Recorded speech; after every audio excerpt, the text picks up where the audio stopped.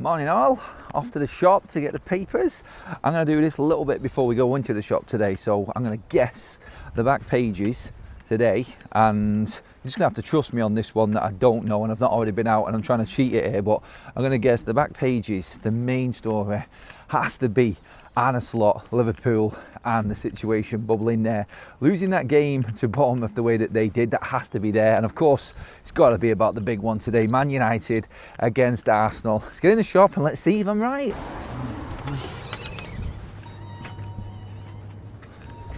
I've got to be right. Let's see. First one, dominated by United. Seriously?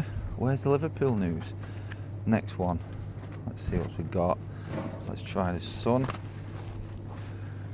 Dominated by Arsenal and United. Like, seriously? Why is there nothing on Liverpool? The agenda is real. United front. Okay, that's your story on the back of the paper. I've gone with the Mirror today to start our paper round, but like I just said there then, where the hell is all of the Liverpool headlines? Why are Liverpool not on the back pages? Even when Liverpool are crap and their manager needs to be sacked, they're still not the headline makers. Times are changing, aren't they? Times are changing, honestly. That should be everywhere in the papers this morning, but it's not. Arne Slot is in massive trouble with Liverpool. You got my reaction to that game last night, so no need to really go in on it. I just thought, you know what? Bring up the bias, bring up the agenda.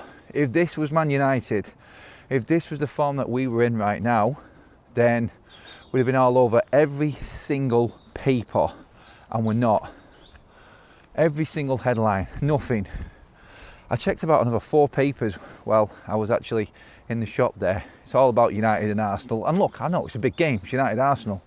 It's Arteta. It's Michael Carrick. Just goes to show who sells papers, who doesn't, who gets headlines, who gets clicks. It's all about United. Always will be about United. I don't care if you think I'm being biased there, but the proof is in the pudding, and it's definitely in the bleeding eating, because there is nothing at all from the written media that I can see on this Sunday morning, and Liverpool, who haven't won 1 in 6, who have just been beaten by a team who haven't won for over 2 months in Bournemouth, are in none of the papers. It's an absolute joke, and it needs to be brought up. The bias is real, people, and Liverpool are getting away with it. Funnily enough, there's only Liverpool fans that are actually talking about it. Well, at least they've got some standards, I'll give them that. Anyway, let's get into everything else that's going on, because there's obviously big headlines around Michael Carrick, and obviously this being another big test for him.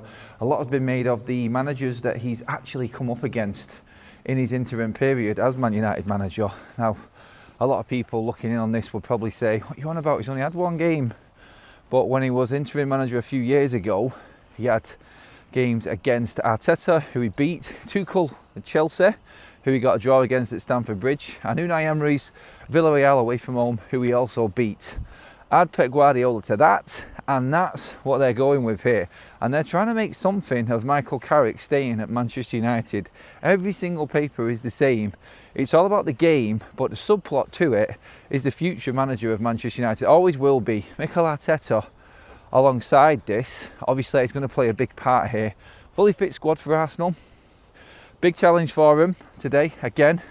And one of them games where you could see Arsenal going out and absolutely destroying Manchester United in to prove a point, like they have done a couple of times this season. Obviously, the Aston Villa game, point in case really there, where they smashed Villa at the Emirates. But United are not challenging for the title. United are not contenders.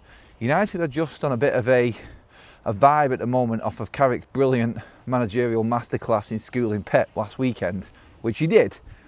So, really, the headline should be, what happens if Mikel Arteta doesn't actually win the league this season? What happens if he doesn't get the Premier League? Now, I was speaking, and I've done a separate show that I've recorded on another channel with Troops, like a head-to-head. Troops, we all know who he is, Arsenal, big Arsenal fan. And his opinion was this, and this was an interesting one that I took, because it's the same with a lot of Arsenal fans. You could probably just about get away with a domestic double cup win this season. Otherwise, Arteta has to be sacked. It's as simple as that. That's a mad one, isn't it, considering that they're up there competing season in, season out. I feel like that is just showcasing where we're at right now. And today's game is absolutely massive, absolutely huge. When you look at the other stories, and obviously Arsenal and United will write their own in tomorrow's papers again. But again, just to bring up the story from the top about Liverpool not being in any of the papers, it's all a look ahead. It's like they were pre-written in a way, maybe, but still, like, there's plenty of time to write a story about Arne Slot, and it's not anywhere near the back pages. It's a joke. But looking at this now and looking ahead, what else is on the papers? Pressure on Arsenal, because obviously, as you can see, City there got their win. Ice work. City hot in the title, heels again. 4 points is the difference. So obviously, City doing their bit and putting pressure on Arsenal and Arteta. I think that could play a big part in today's game, because if Arsenal don't win today, then City, even though they've been crap recently, are closer than they've ever been all season to Arsenal in this title race. It is such a weird season. It really is. You only have to look deeper into the in pages, and obviously this is the result against Bournemouth for Liverpool in the inside of the papers. I was mainly talking about the main stories and the one that grabbed the attention of everybody. But in there you've got obviously the pressure on Eddie Howe going up against Unai Emery today. That's a massive game as well. Obviously you need a win if you're a Chelsea manager right now, if you're Vicinha, whatever you want to call him. He needs to beat Crystal Palace today. Palace are in awful form, and obviously that's been a big decision by Chelsea, and there's talk of that Vicinha and the need for a win today for him in that game at Crystal Palace at Selhurst Park. Brentford could go ahead of Chelsea and Manchester United and Liverpool today. No one's talking about them though in the papers. It's a forgotten story again, bringing me back to the main point. Without Man United, what is the bleeding point of these newspapers with no Manchester United? Honestly, it's pathetic. It is. And there is nothing to write about unless United are in town. It's going to turn around because there's a big bleeding dog coming the other way. And I know what's going to happen. There's going to be one of them comical moments where I end up losing my camera because I've got a dog biting around my heels. So yeah, I'm just going to spin it around and walk back the other way. Anyway, talking about the papers and what they're actually writing about here, there is some major stories breaking here. Not much on the transfer side of things, which is strange, or is it? Because obviously the financial fair play rules change and everybody's saving themselves for the summer. It has been a pretty miserable transfer window. We got one more obviously paper round to do before the transfer window closes, so maybe next week's paper round will actually be a little bit better. But again, I think yesterday, pretty boring in terms of results, apart from Liverpool. Not in the papers, like seriously, stupid, crap, poor journalism and bias, in my opinion. Let me know what you think in the comments on that. But you've not got them. It's the build-up to Manchester United. No one cares about City.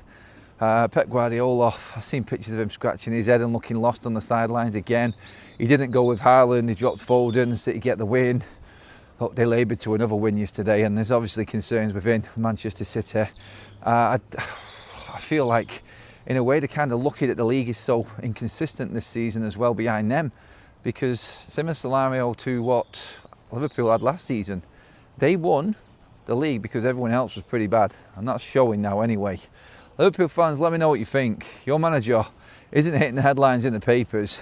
There's no talk of it at all. You have to dig right in to get into the actual sports section, but the back pages are dominated by Man United, as always, again. And it's all about the game against Arsenal today. What score are you going for, Reds? If you are watching, Arsenal fans, if you're tuning in, let me know.